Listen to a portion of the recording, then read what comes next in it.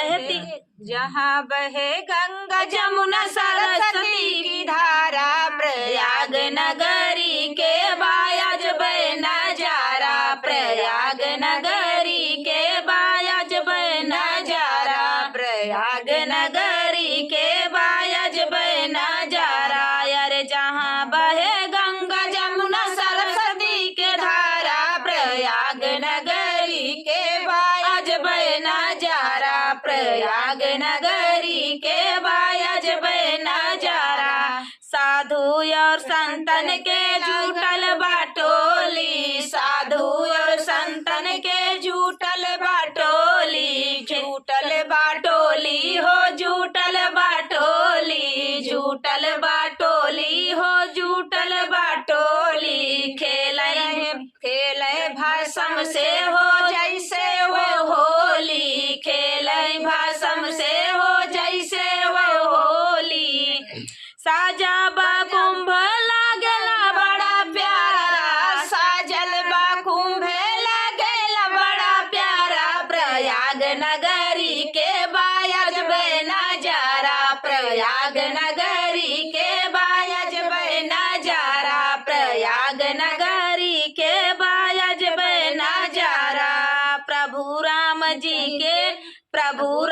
जी हो वहाँ किए स्नान हो, प्रभु राम जी वहाँ किए स्नान हो। शिव शंकर शंभू किए गुणगान हो, शिव शंकर शंभू किए गुणगान हो, शिव शंकर शंभू किए गुणगान हो। संगम में डुबकी लगावे जग सारा, संगम में डुबकी लगावे जग सारा, प्रयाग नगरी के बायज बह नजारा, प्रयाग नगरी के बायज बह नजारा, प्रयाग नगरी के बायज बह नजारा, प्रयाग नगरी के बायज बह नजारा।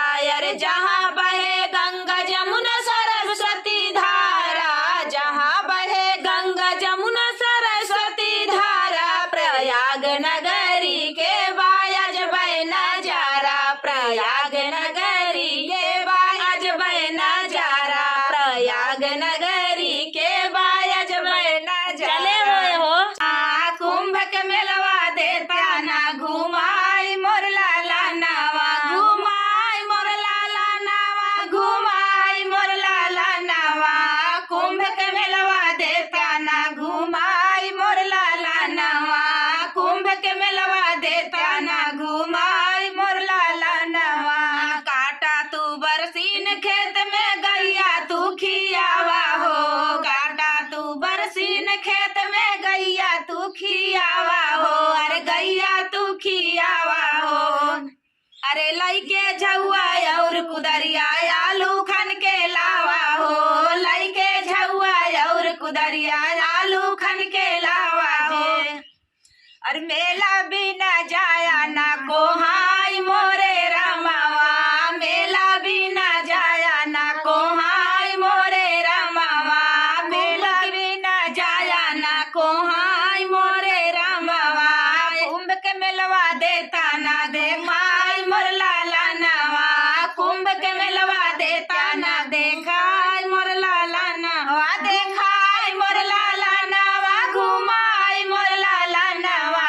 कुंभ के मेलवा देता ना घुमाई मोर लाला नावा, हमहू के मेलवा दे घुमाई मोर लाला नावा, अरे हमहू के मेला दे देखाई मोर लाला नावा। अब देखा आरी पड़ोस के सब मनई जाता है तो भाई सब मई यहाँ कहीं हमहू के भैया हमहू के घूमे के जाए। दीदी सब रिश्तेदार नहाए चला बताओ इनका चित मुई टांगा है।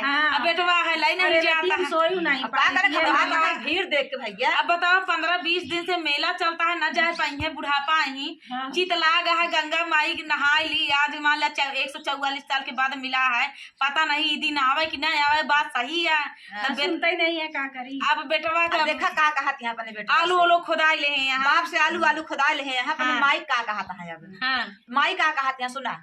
अरे बागहू के देता ना घुमाई मोर लाला नावा, अरे हमहू के देता ना घुमाई मोर लाला नावा।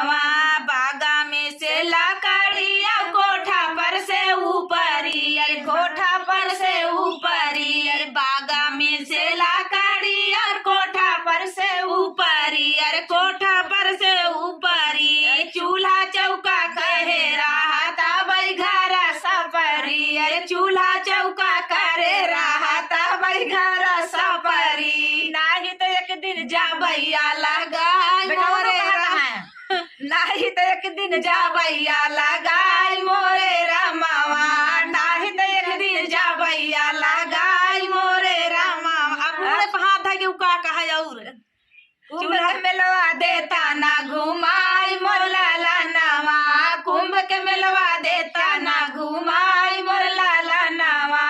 देखा अब दोनों जनी जुटिया माना थी कि नहीं मन मानिए ले जाइए भाई, टेंशन ना कर। लाई जाएंगे भैया, समझावा गया है। हाँ। इनका कहा था चूल्हा चौका करे रहा हाँ, था एक बार कह ले जो को टेंशन ना रहे। ठीक है 4 बजे उठ के करे रहा सवेरवा लेके जाए तब राती में करे रहू और सवेरन गठरी ओठरी बांधे रहू, सीधा उधर गठियाए रहू। जाना चल दी 4 बजे, जब 4 बजे तो हुआ 2 घंटा पहुँचता लागे।